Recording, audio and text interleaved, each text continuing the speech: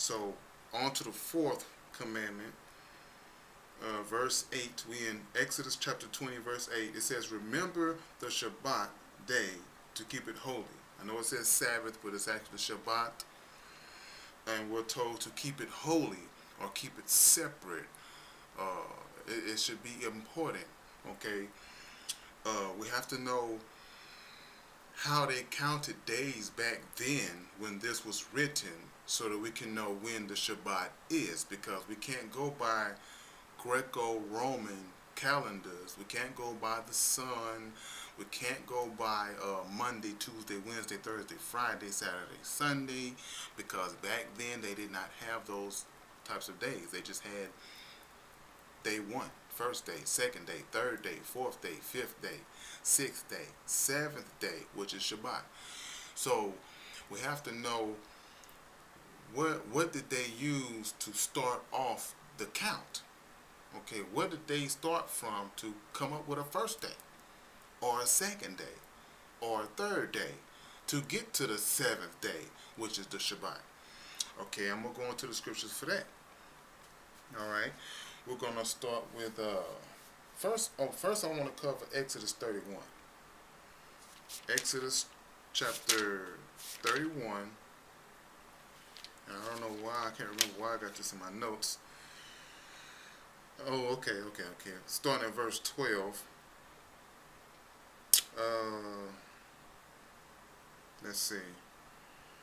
And Yahuwah spake unto Moses, saying, speak thou to the children of Yasharal, saying, verily my Shabbats ye shall keep, for it is a sign between me and you throughout your generations, that ye may know that I am Yahuwah, that do sanctify you. Okay. Verse 14, we're still in Exodus chapter 31, verse 14. Okay. Ye shall keep the Shabbat therefore, for it is holy unto you. Everyone that defileth it shall surely be put to death. For whosoever doeth any work therein, that soul shall be cut off from among his people. Verse 15. 6 days may work be done. Okay. 1, 2, 3, 4, 5, 6. But in the seventh is the Shabbat of rest. You're supposed to be resting on the Shabbat. So you rest, relax, okay, chilling out. You ain't going running around all over the place. Okay, you're not buying and selling. You're not working your butt off. You relax, you rest. Okay. Holy unto Yahuwah, whosoever doeth any work in the Shabbat shall surely be put to death. That's verse 15. Verse 16. Wherefore the children of Yasharal shall keep the Shabbat, to observe the Shabbat throughout their generations, for a perpetual or constant covenant. That means it's not supposed to never stop and never end. It's perpetual. It keeps going on and on and on, from generation to generation. We're supposed to be keeping the seventh day as Shabbat. And verse 17. It is a sign between me and the children of Yasharal forever. You see that? Forever. That means you ain't supposed to get to some New Testament and just say, well, Saturday, we're going to keep the Shabbat on Saturday. When they didn't even use a Saturday back then. There was no Saturday. And you had day 1, 2, 3, 4, 5, 6, and 7. Alright. So, yeah, it says forever. For in 6 days, there it is again, 6 days. Okay, Yahuwah made the heavens and the earth, and on the seventh day he rested and was refreshed. Alright. So now I'm going to some more scripture to help us understand what they did back then. How did they even start off? I mean, did they start off with the sun coming up one day and just say this is going to be the first day of the week or something? I mean, how did they start? And that's what I try to ask people sometimes. I tell them, I say, if you're saying that a certain day is the Shabbat, how did you get to that seventh day? What was your beginning? How did you begin your week or your month? Okay. All right. Now we're going to go to 2 Kings chapter 4, verse 23. I always use 2 Kings because it's a very good example of how they actually kept up with days. Day 1, day 2, day 3, or the 3rd day, or the 4th day, or whatever. So we're going to go to 2 Kings chapter 4, and I'm going to read verse 23. And he said, wherefore wilt thou go to him today? It is neither new moon nor Shabbat. And she said, it shall be well. Okay, so you had the new moon, then the Shabbat, which came after the new moon. Now, the new moon apparently is just now coming. It's just starting, and after the new moon, at some point, there's a Shabbat. Okay, let's look for some more scripture. Now we're going to go to 1 Samuel chapter 20, verse 5. Now remember, the new moon came first according to scripture, then Shabbat. Alright? So now we're going to go to 1 Samuel chapter 20. No, first I'm going to start with chapter 19, verse 24. And he stripped off his clothes also, and prophesied before Samuel in like manner, and lay down naked all that day and all that night. Notice it is now nighttime. Wherefore they say, is Saul also among the prophets? Now we're going into chapter 20. Now we're going to go to verse 5. 1 Samuel chapter 20, verse 5. And David said unto Jonathan, behold, tomorrow is the new moon, and I should not fail to sit with the king at meat, but let me go, that I may hide myself in the field unto the 3rd day at even. Now I want you to notice, before this verse, it had already got dark, okay, and apparently David saw something that let him know that the following day, when the sun come up, it's going to be the first day of the new moon. Okay? And we already know that it was evening. Saul prophesied until it got dark. David was already on the run. He went to go meet Jonathan. And when David met him, he said, tomorrow is the new moon. So apparently he saw something, which is probably the moon as it was setting. If you ever spot the moon, you're going to see it. It's going to be very short. This last one, it happened on 8/8/13, August the 8th. It was very short, I think maybe 10 minutes. And then it went down not long after the sun. So that means that the following day, the 9th, is the first day of the new moon. Okay, so the new moon is coming, and he's saying that, he says, let me go, that I may hide myself in the field until the 3rd day at even. So he's saying he's going to hide until the 3rd day after the new moon. So you got your new moon, and then you got 3 days after that new moon day. So you're going to have new moon day, and then 3 days. Okay? So they're going to put you 4 days out. That's what David is telling him here. Now we got even verse 18. We're still in 1 Samuel chapter 20, verse 18. Jonathan said to David, tomorrow is the new moon. Thou shalt be missed, because thy seat will be empty. Alright, verse 24. David hid himself in the field, and when the new moon was come, the king sat him down to eat meat, because that day is a special day. That day is you're supposed to have a feast. That's a feast day. It's kind of like a Shabbat. Okay, it's the new moon day. All right. Verse 27. After this new moon day feast, okay, the new moon has came. This is the day of the new moon. Verse 27. And it came to pass on the morrow, which was the 2nd day of the month. The 2nd day. Okay. Now, month in the Hebrew also means moon. Moon also means month. I already talked about this in some of my other videos. I'll be happy to show you in the Strong's Concordance how that you're going to get the same number when you try to look up the word month and when you try to look up the word moon. Alright, I'm in my little Strong's Concordance here. The word month in the Hebrew is going to give you 2320. All right. 15th day of the first month. Okay, 2320. Let's look up moon. We're gonna look up moon.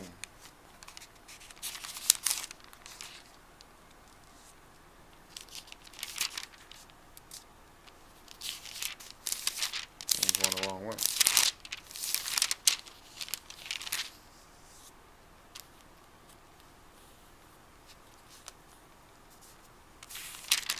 Should be right in here. There it is. I found it. Moon. If you look up moon, and you look up in 1 Samuel, gotta look at the scriptures. See what 1 Samuel. See what number it gives you. 2320. That is for moon, just like month. Month is over here. Month. Okay. You look in any of these for the month, it's gonna give you the same number, 2320. Okay. There it is. All right.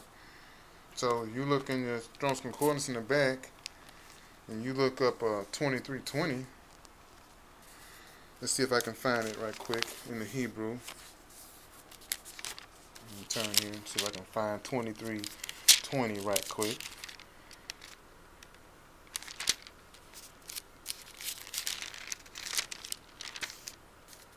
All right, 2320 right there. What does that say? Let me get my focus right. There it is, nice and clear. Month, new moon. See? That's Kodash. Okay? New moon, by implications, a month. So a month is moon. Moon, month. When you see month, it's moon. Alright? So when you see in scripture where it says second day of the month, it's the second day of that moon. So you use the first sighting of the moon as your starting point for a week, a month, a year, whatever. Okay? You're gonna have so many lunar cycles in a year. Okay? But the second day of the moon lets me know that there's going to be a seventh day of the moon. So if I use the first sighting of the moon, and we know that, let's see where it says, tomorrow is the new moon. If we start from the new moon day, and then we count, we will have that new moon day feast. Okay, the new moon was come. They sat down to eat meat because there was a feast on the new moon day. And then you count 7. You're going to have 6 working days according to the commandment. You're going to have your new moon day where you're going to have a feast. And then you're going to have 6 working days. Okay. Then you're going to have the 7th day, which is going to give you the Shabbat. It's going to be 8 days altogether because the first day is going to be the new moon feast where you're going to sit down and eat meat. Then you're going to have 6 working days according to the commandment. So now we're in Exodus again. Exodus, we're in chapter 20. Alright. When it says, remember the Shabbat, keep it holy. 6 days shalt thou labor. Now your 6 days, like I said, is going to be after the new moon day. You're going to have your new moon day where you're supposed to have a feast day. You're supposed to blow your trumpet, your shofar. Okay, and then you're going to have 6 days of work. Then that 7th day, but the 7th day is the Shabbat of Yahuwah, thy power, Almighty One, or Judge, or God. Okay, in it thou shalt not do any work. Okay, so nobody's supposed to be working. Okay, that is again 6 days again. 6 days Yahuwah made the heavens and the earth, the sea and all that in them is, and rested on the Shabbat, or 7th day. Okay. So I hope that helped clear up exactly how to know when the Shabbat is. Like I said, I already got videos on the lunar Shabbat. You can just go back and look at those videos. You have to spot the moon, and you have to go by the lunar cycles of the moon to even know when the Shabbat is, because it's not Saturday. You can't just pick every Saturday and call it Shabbat. Also, I want to make a point right quick, and then I'm gonna go ahead and stop this video because I'm already in 28 minutes in. But we got people that are getting confused because they're trying to say that the Shabbats are not lining up with the feast days. But the feast days are separate days that's beside the Shabbats of Yahuwah. So you got the Shabbats of Yahuwah, and then you got the feast days that are separate from that. Okay?